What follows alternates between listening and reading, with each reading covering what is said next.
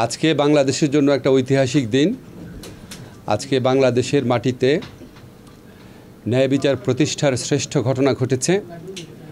জুলাই গণ অভ্যুত্থানকালে শত শত মানুষের মৃত্যু, হাজার হাজার মানুষের গুরুতর আহত হওয়ার ঘটনা, অঙ্গহানির ঘটনা, বিকলাঙ্গ হওয়ার ঘটনার জন্য যে নৃশংস খুনি দায়ী ছিল, আজকে সেই শেখ হাসিনার মৃত্যুদণ্ডের আদেশ হয়েছে। তার প্রধান সহযোগী সাবেক স্বরাষ্ট্রমন্ত্রী আসাদুজ্জামান কামালের মৃত্যুদণ্ডের আদেশ হয়েছে। আমি মনে করি আজকে জুলাই গণ অভ্যুত্থানের আরেকটি বিজয়ের দিন। আজকে আমার বিশেষ করে মনে পড়ছে যারা জুলাই গণ অভ্যুত্থানকালে প্রাণ হারিয়েছিলেন, আবু সাঈদের কথা, মুগ্ধ, ওয়াসিম, ইয়ামিন, আনাস, রিয়াগোপ, সবার কথা মনে পড়ছে। মনে হচ্ছে আজকে তাদের বিদেহী আত্মা হয়তো একটু শান্তি পাবে।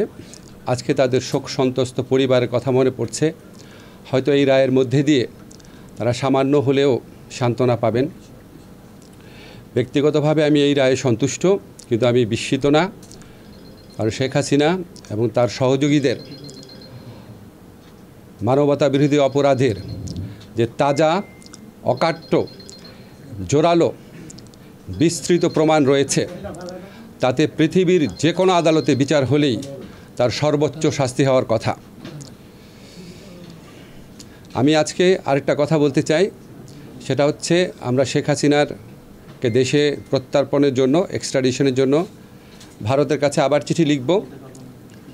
ভারত যদি এই গণহত্যাকারীকে আশ্রয় দেওয়া অব্যাহত রাখে, তাহলে ভারতকে বুঝতে হবে এটা বাংলাদেশ এবং বাংলাদেশের মানুষের বিরুদ্ধে একটা শত্রুতা, একটা অত্যন্ত নিন্দনীয় আচরণ। আজকে একটা বিচার হয়েছে, ইনশাআল্লাহ আমরা যতদিন আছি বিচার কার্য পূর্ণ বেগে চলবে। আমি এই বিচারের জন্য বিচার সংশ্লিষ্ট যারা আছেন, বিশেষ করে আমাদের চিফ প্রসিকিউটর তাজুল, তার সহযোগীদের আন্তরিক অভিনন্দন জানাচ্ছি। যারা সাক্ষী দিয়েছেন তাদের অভিনন্দন জানাচ্ছি। আমরা যতদিন আছি বিচার কার্য পূর্ণ উদ্যমে চলবে এবং আমরা আশা করি আগামীতে যেই সরকারি নির্বাচিত হবে, এই বিচারের গুরুদায়িত্ব থেকে কোনো অবস্থাতেই যেন তারা পিছপা না হয়। ধন্যবাদ আপনাদের।